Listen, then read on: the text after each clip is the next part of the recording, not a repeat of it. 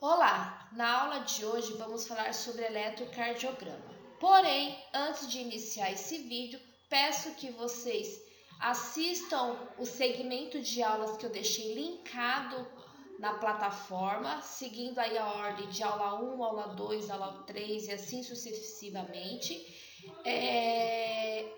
E se atentando aí que a aula 6, que estava linkada lá, ela realmente não existe, tá? Então, do 5, ela passa diretamente para o 7. Nessas aulas que eu linkei, que são aulas simplificadas de entendimento de eletrocardiograma, vocês vão estar compreendendo aí a leitura do eletrocardiograma numa linguagem super fácil de entender, né, professor Tiago? E aí, após assistir essas aulas, vocês retomam aqui a aula gravada por mim, ok? Obrigada. Bom, para falarmos de eletrocardiogramas, devemos entender e ter consciência sobre as arritmias cardíacas, né? Então, arritmia significa um ritmo anormal do coração, né, dos batimentos do coração, né, produzindo aí frequências rápidas, lentas ou irregulares, né. Então, a arritmia é literalmente uma anormalidade do funcionamento do coração, podendo ser algo aumentado, no caso aí quando é uma frequência rápida, ou algo diminuído quando é uma frequência lenta, né? Ou quando não é nenhum e nem outro, mas sim em ritmos diferenciados, né? Não segue aquele tum, tá que a gente conhece, podendo ter aí tum, tá, né? Um exemplo aí, tá? Esse termo também pode ser descrito, né, pode ser conhecido como disritmia ou ritmo cardíaco irregular, né? Para as causas da arritmia, existem diversas causas, né? Então, diversas doenças que podem acometer o coração, né? Que pode acometer aí o músculo cardíaco e desenvolvendo aí essa intercorrência aí que é a arritmia, ok? Podendo não só ter doenças no coração, mas como nas válvulas do coração, algumas doenças infecciosas, como a doença de Chagas, que altera aí o tamanho do coração, e também alterações na concentração de eletrólitos, né, como sódio, potássio e cálcio, que pode acontecer também, ok?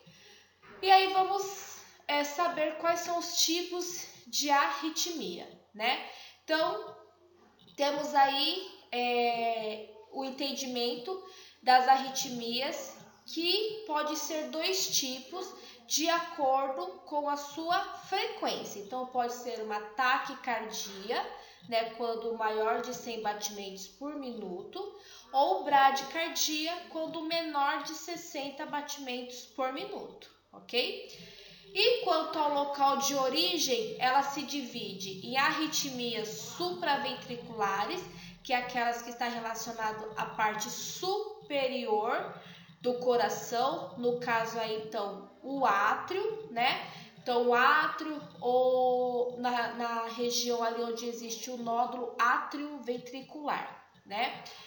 E também se nas classificações aí, nas divisões de local de origem, temos as arritmias ventriculares, que é aquelas que está relacionada nas câmeras inferior do coração, que é os ventrículos, né? Então, somente aí recapitulando, então as arritmias ela pode ser dividido de acordo com a frequência, né? Então, de quantidades de batimentos por minuto, né? Então, quando aumentado e quando diminuído, taquicardia e bradicardia. Ou na sua localização, né? Supraventriculares, então na região de átrio e podendo atingir também o nódulo atrioventricular, né? E na região ventricular, que seriam as arritmias ventriculares, ok?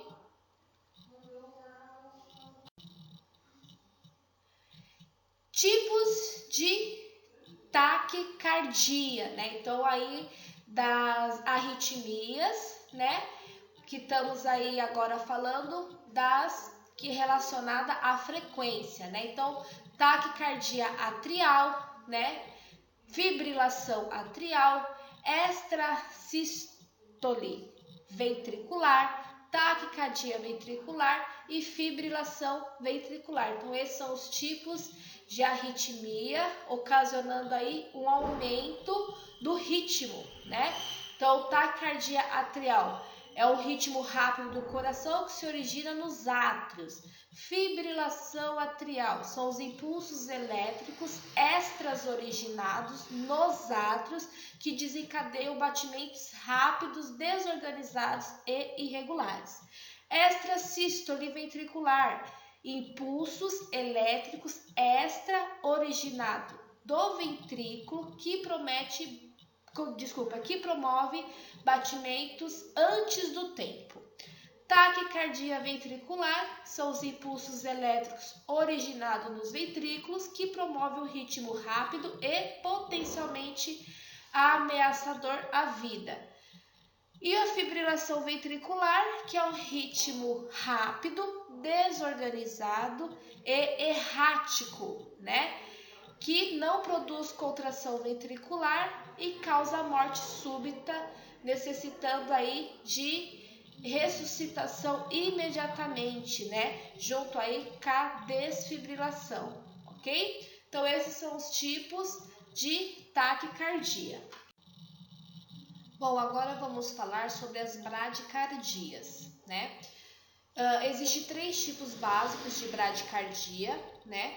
E que vai depender do local onde ocorre o bloqueio do sistema elétrico do coração, dos funcionamentos elétricos do coração, que foi denominado nos vídeos aí que você assistiram aí pelo professor Tiago sobre polarização e despolarização. Então, polarização e despolarização, despolarização é como aquela descarga elétrica que estava reservada nos nódulos, né?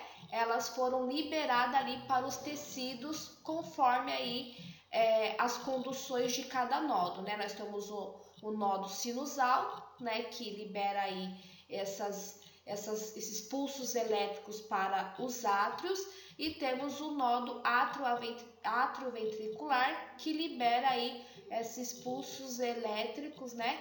Para toda a região ventricular, né? Então, essas bradicardias vai depender do local onde houve o bloqueio desses pulsos elétricos, né? Da condução desses pulsos elétricos, né?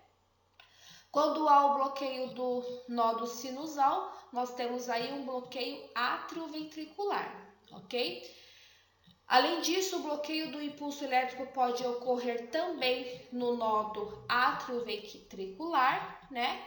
E também nos ramos direito e esquerdo do sistema elétrico do coração, lá, né? Fibras de Purkinje, feixes de His, né? Que vocês também aprenderam aí na aula simplificada de eletrocardiograma, ok? Nesse caso, nós temos os bloqueios atrioventricular de primeiro e de segundo grau, ok? Então, primeiro tipo aí de bradicardia que ocorre através do bloqueio atrioventricular, né? BAV, a sigla que denomina aí, tá? Então, nesse bloqueio é quando há a alteração desses pulsos elétricos aí, né?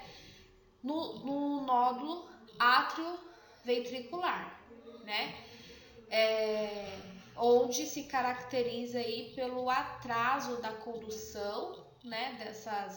Dessas pulsações aí, nessa liberação aí de eletricidade aí, né? De energia, né?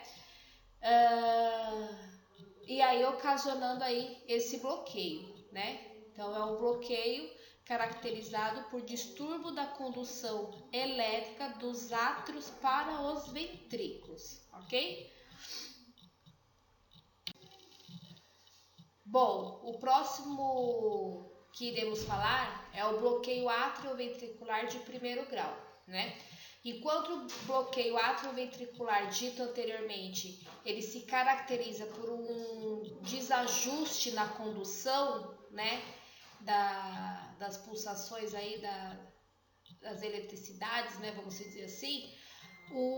Este aqui, né, o bloqueio atrioventricular de primeiro grau, ele se caracteriza por um atraso, né, na condução das eletricidades, aí, né, das pulsações elétricas para os ventrículos, né?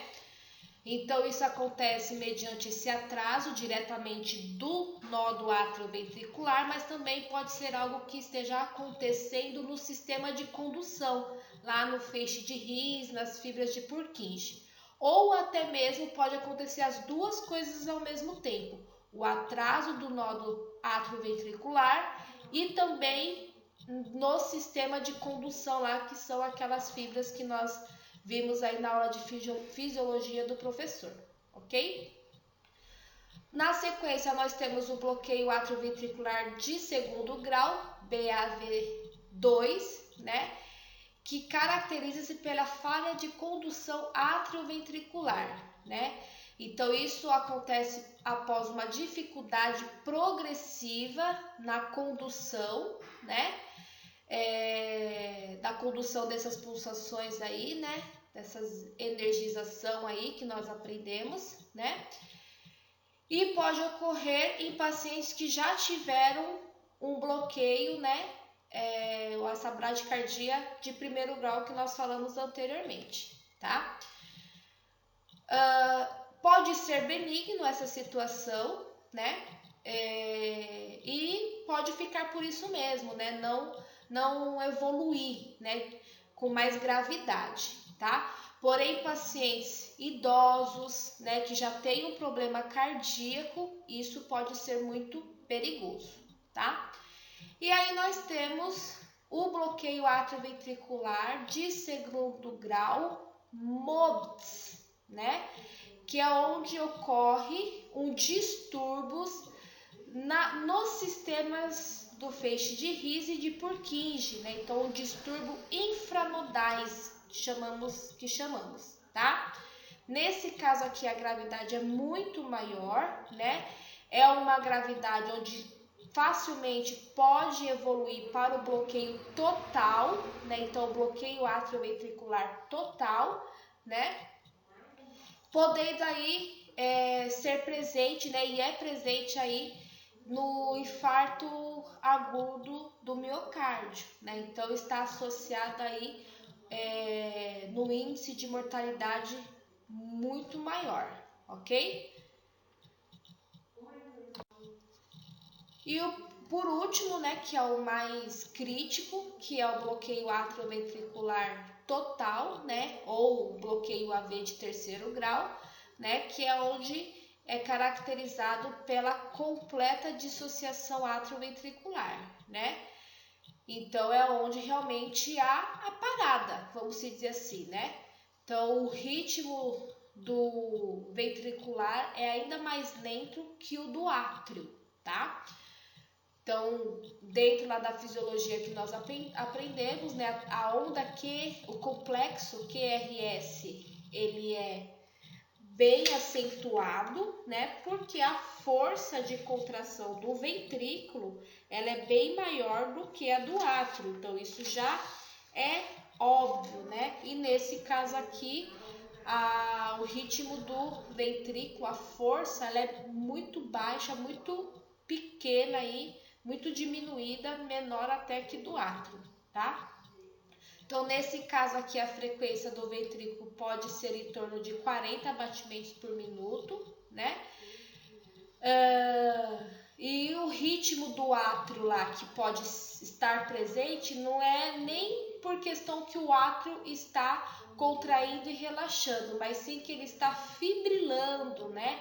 É algo que já é também uma disfunção aí que vai necessitar de fibrilador, todo ali o protocolo de parada cardiorrespiratória, ok? Os sinais e sintomas das arritmias, elas podem ser bastante variáveis, pode ser até mesmo assintomática, né, silenciosa, tá? Essas, né, que se apresentam de forma silenciosa, muitas das vezes ela é diagnosticada através de um exame rotineiro realizado pelo médico, né, por um cardiologista, tá? Através aí da verificação de pulso, através da ausculta do coração, né, onde se tem a possibilidade de verificar aí, de avaliar essa arritmia, tá? Os sintomas mais comuns é palpitação, desmaio, né, que pode ser rápido, de recuperação rápida, espontânea, sem nenhuma grandes alterações motoras, podendo ter também tonturas, falta de ar, mal-estar, sensação de peso no peito, fraqueza, fadiga e dor no peito, tá? Os sintomas que está relacionado com uma situação mais grave é quando apresenta confusão mental, pressão baixa e dor no peito e desmaios acentuados e com maiores frequências. Bom, aqui nós vamos aprender rapidamente o cálculo de frequência cardíaca. O primeiro cálculo que nós vamos aprender é o calcular os ritmos regulares, ok? Muito bem, então o que nós iremos fazer para obtermos esse cálculo, né, de frequência cardíaca, né? Então, o número de batimentos cardíacos, ele é igual a 1.500, né? E aí o porquê de 1.500, tá? Lembra lá da aula do professor, onde ele fala que durante 1 segundo, né, se a onda ali de batimentos, ele equivale a 5 quadrados grandes, né? No caso aí, a 25 milímetros por segundo, né?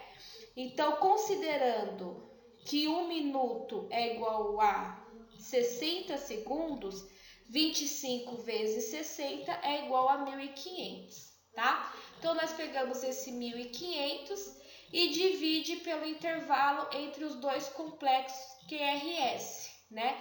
Então, nós vamos alinhar as ondas R, né?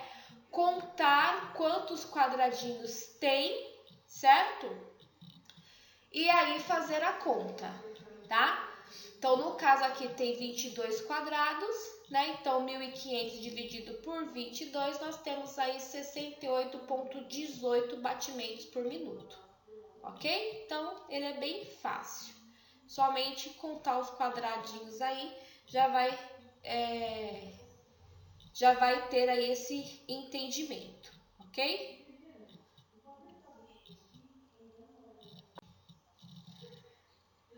Já fazer o cálculo dos ritmos irregulares, eles têm que usar outra fórmula, tá?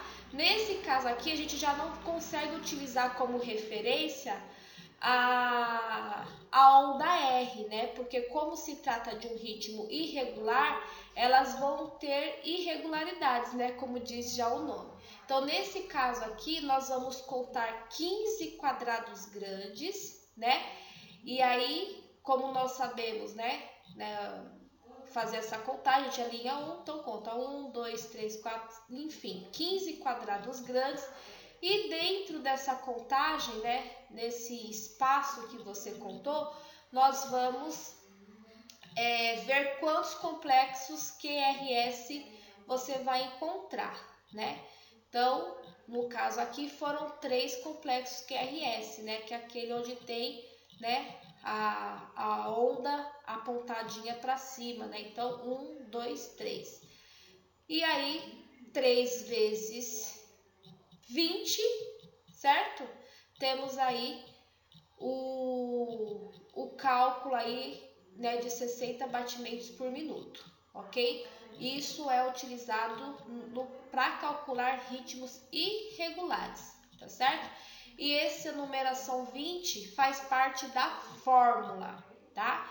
Então, 15 quadrados grandes, aí põe a linha no início e no final, né? Quando você terminar de contar os 15. Dentro dessa linha, você conta quantas ondas R, né? Então, quantos complexos QRS você vai encontrar, e aí faz a multiplicação. No caso aqui, foi encontrado 3. 3 vezes 20, 60 batimentos por minuto, ok?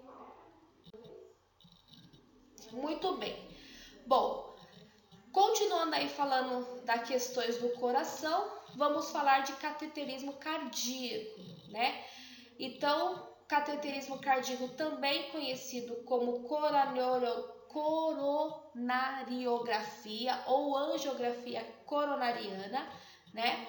Então, é uma angiografia, um exame onde podemos analisar os vasos sanguíneos, né?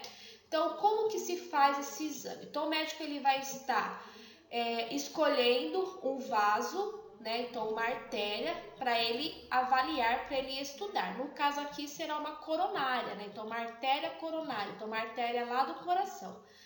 E aí ele faz uma punção, né? Na artéria femoral, geralmente é a que mais se utiliza, mas também pode ser a artéria radial no braço e a femoral na região da coxa. Então ele faz essa punção e aí se introduz um catéter que vai viajar por toda a artéria, né?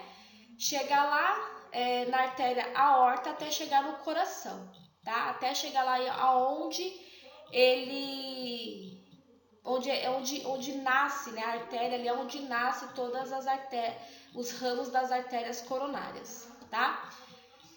Então, ao ponto que chega, né, esse catéter, né, lá na aorta, ele vai estar administrando um contraste, né, um contraste radiopaco, né, e esse contraste vai passar pelas coronárias, né, então pelas artérias ali do coração, e por ele ser radiopaco, ele vai estar sendo facilmente visível através dos exames de raio-x, né? E aí, nesse caso, se houver uma obstrução, obviamente vai estar obstruindo também a passagem desse contraste. E aí é onde vai estar sendo facilmente visualizado através do raio-x, certo? E assim, dessa forma, é um dos melhores métodos para estar identificando aí uma obstrução de artérias coronarianas. Aí nós temos a angioplastia, né, que é uma técnica semelhante, tá? Onde pode ser feito, na verdade, em diversas artérias do corpo, né? E uma vez que se identifica a obstrução dessa artéria, algo tem que ser feito, né? Então, a angioplastia é um procedimento não cirúrgico, onde é possível fazer essa desobstrução, né? Então, é colocado, né, é inserido pela mesma técnica ali do cateterismo, é inserido um balão desinflado, né? E ele é inserido através da artéria até chegar na região onde está obstruído, tá? E aí no momento que esse balão chega nessa região obstruída, né, nessa região onde há presença de placas, esse balão ele é inflado, né?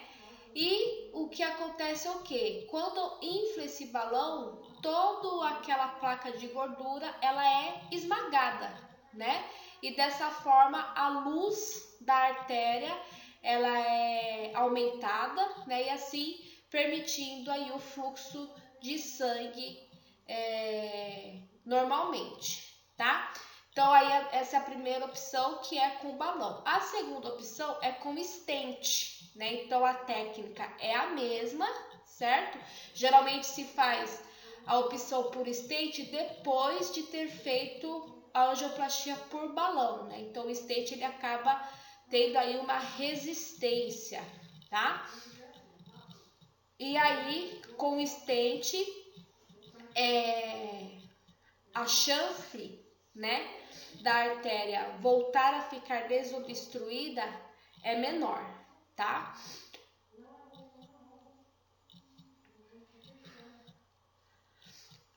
Esses procedimentos, eles são simples, tá? O paciente ele fica internado aí por um dia e podendo ser liberado um dia após o procedimento. Aqui na primeira imagem a gente observa, né, a punção pela artéria, aí o balão, né, aqui nessa imagem aumentada, e na segunda imagem a gente observa aí o stent, tá? Então se introduz o stent ele fechadinho, na hora que chega lá na região, esse stent abre, né? E aí o stent fica posicionado, tendo aí também esse funcionamento de esmagar as placas de gordura aí e liberar novamente a luz desse vaso.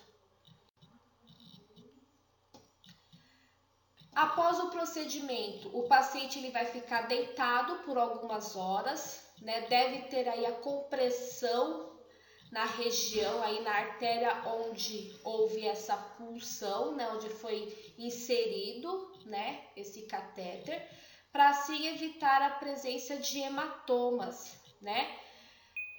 O paciente que se utiliza o stent, ele precisa tomar medicamentos esses que vão inibir a formação de plaquetas e a formação de coágulos, né? Então, inibe a ação das plaquetas e, consequentemente, a formação de coágulos, né?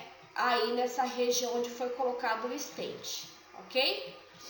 Pode haver complicações, tá? Sim. Porém elas são bem incomuns, né? Se tomado todas as precauções, todos os cuidados, elas, né, raramente pode surgir, tá? Porém, quando surge, quais são essas complicações? Então pode haver alergia ao próprio contraste lá que se utiliza, né, para avaliar e localizar a obstrução, ao hematoma e sangramento lá na região da punção, a embolização de fragmentos de trombos após angioplastias, então a formação de trombos, né? Um AVC, um infarto, né? A ruptura da artéria coronariana e arritmias cardíacas. Então são algumas complicações que o paciente pode apresentar.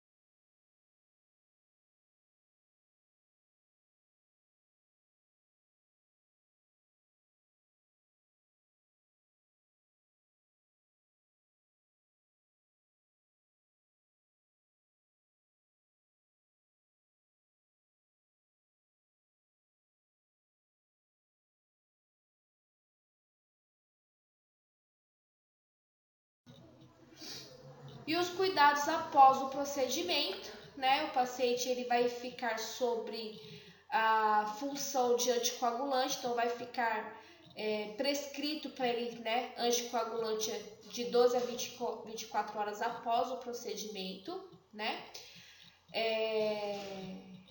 E depois isso vai ser liberado, né? Não vai precisar mais.